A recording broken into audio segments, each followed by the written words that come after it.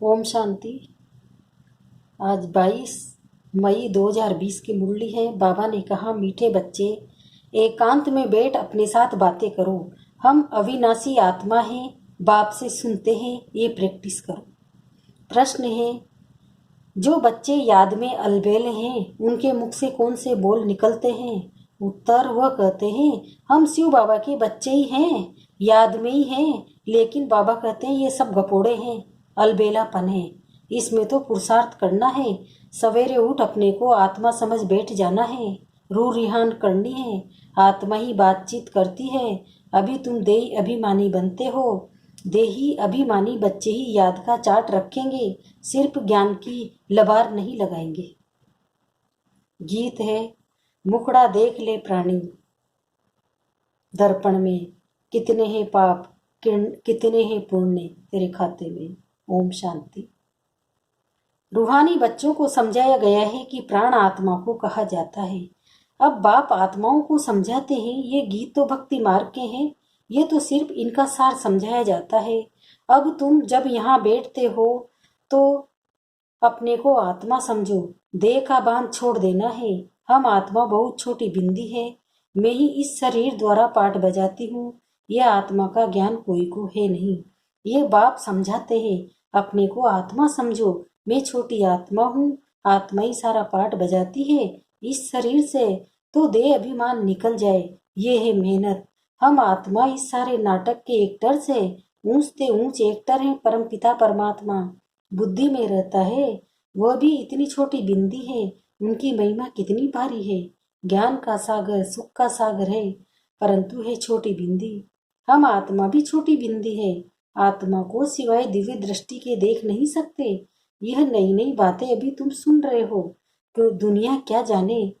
तुम्हारे में भी थोड़े हैं जो यथार्थ रीति समझते हैं और बुद्धि में रहता है कि हम आत्मा छोटी बिंदी है। हमारा बाप इस ड्रामा में मुख्य एक्टर है।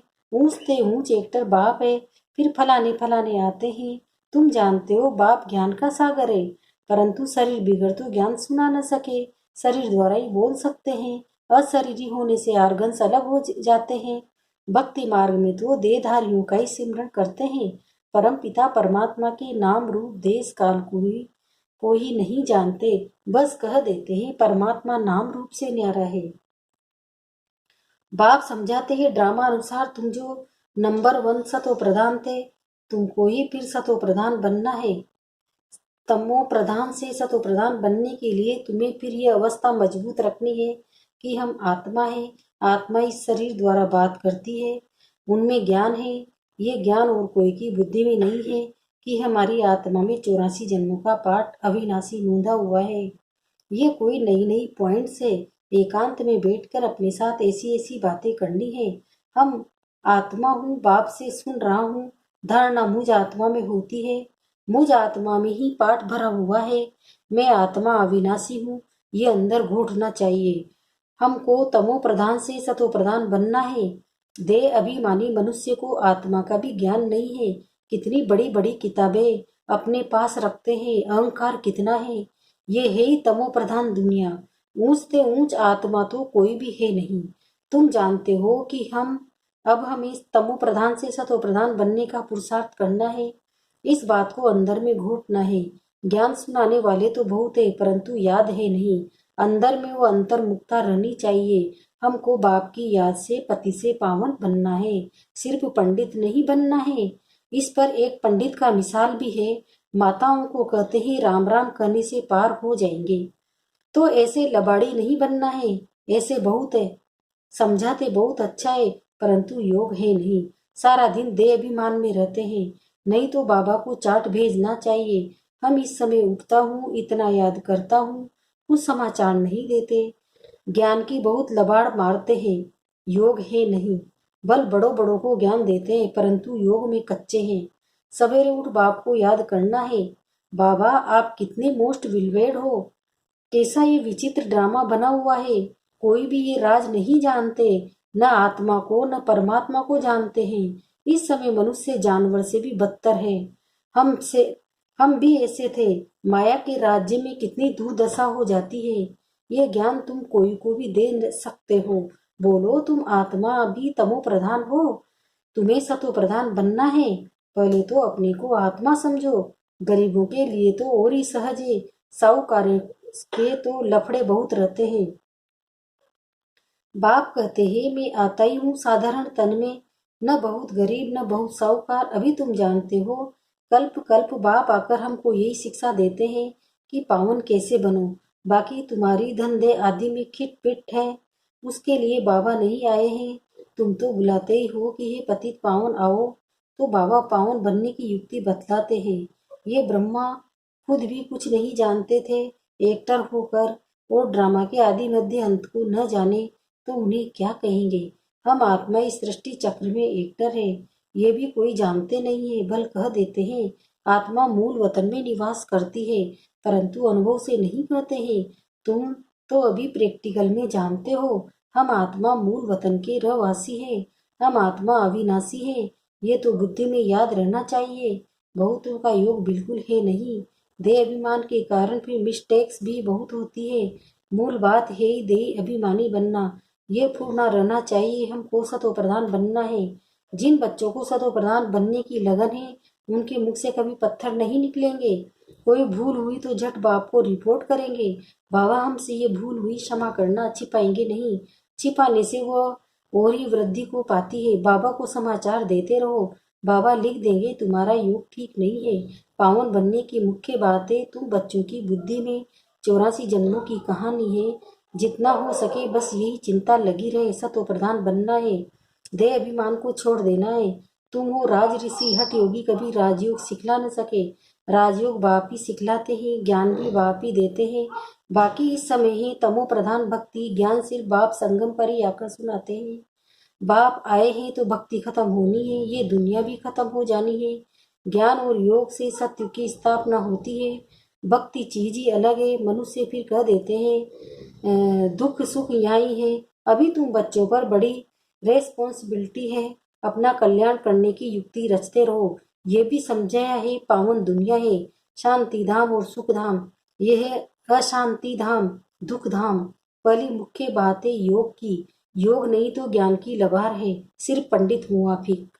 आजकल तो रिद्धि सिद्धि भी बहुत निकली है, इनसे ज्ञान का कनेक्शन नहीं है। मनुष्य कितना झूठ में फंसे हुए हैं। पतित है, बाप खुद कहते हैं मैं पतित दुनिया पतित शरीर में आता हूँ, पावन तो कोई यहाँ है नहीं।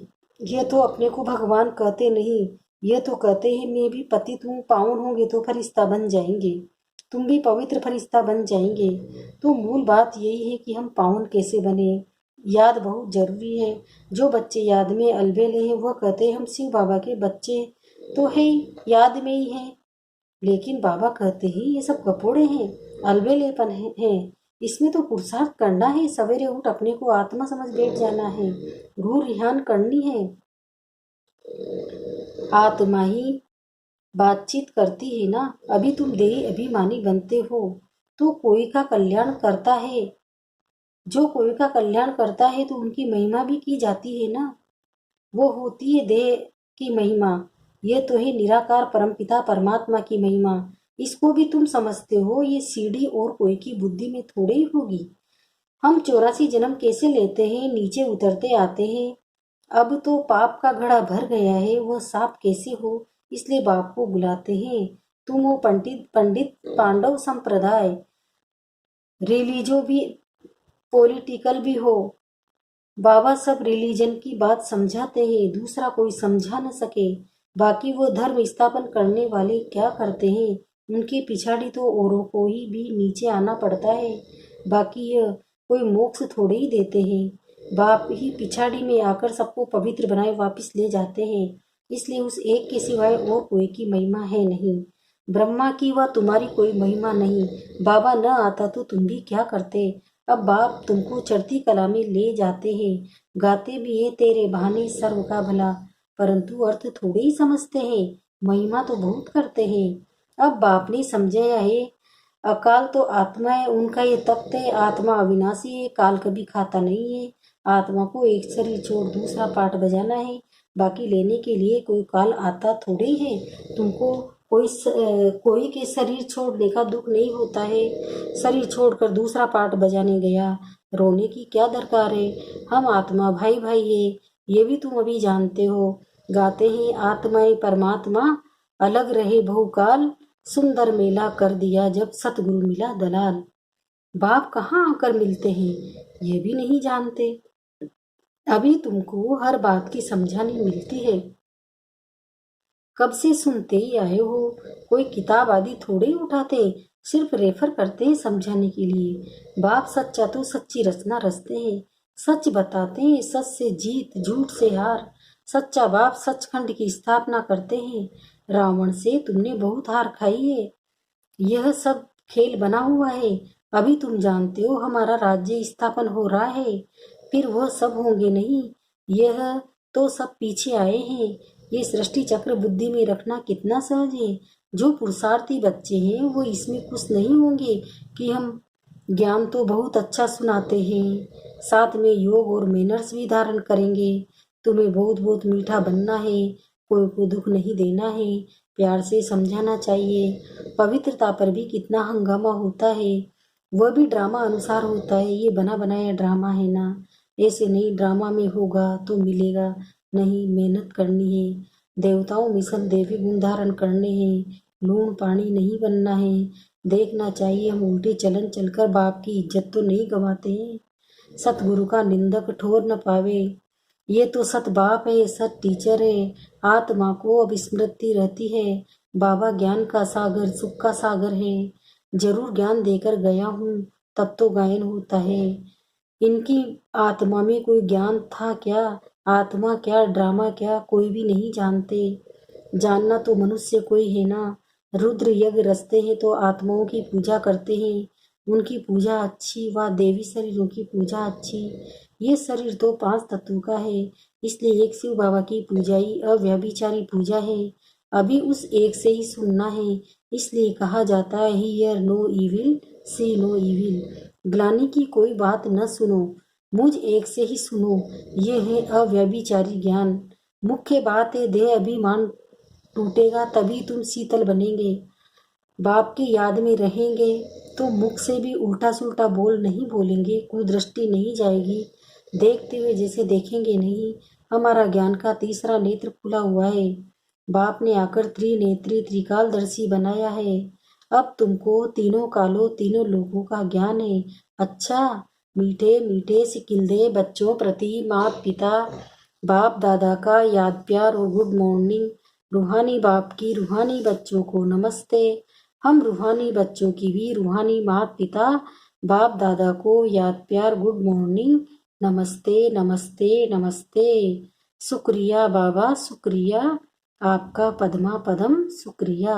धारणा के लिए मुख्य सहारे पहला है ज्ञान सुनाने के साथ साथ योग में भी रहना है, अच्छे मैनर्स धारण करने हैं, बहुत मीठा बनना है, मुख से कभी पत्थर नहीं निकालने हैं। दूसरा है अंतर्मुखी बन एकांत में बैठ अपने बाप से रूह रिहान करनी है, पावन बनने की युक्तियां निकालनी है। सवेरे सवेरे उठकर बाप को बड़े प्यार से याद करना है। वरदान, सर्व के दिल का प्यार प्राप्त करने वाले न्यारे प्यारे निरसंकल्प भव। विस्तार दे रहे हैं बाबा इसका।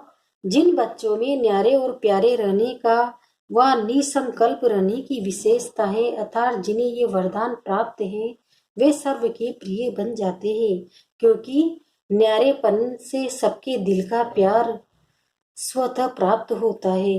वे अपनी शक्तिशाली निसंकल्प स्थिति व श्रेष्ठ कर्म द्वारा अनेकों की सेवा के निमित्त बनते हैं। क्या रहो, न्यारे रहो, सबसे न्यारे रहते हुए और बाप के प्यारे बनो, बाबा की याद में रहो सबके बीच रहते हुए। इसलिए स्वयं भी संतुष्ट रहते और दूसरों का भी कल्याण करते हैं। उन्हें हर कार्य में सफलता स्वतः प्राप्त होती है। स्लोगन है एक बाबा शब्द ही सर्व खजानों की चाबी है, इस चाबी को सदा संभाल कर रहो। कौन सी है सर्व खजानों की चाबी? एक बाबा। बाबा कह रहे हैं इस चाबी को संभाल के रखो। ओम शांति।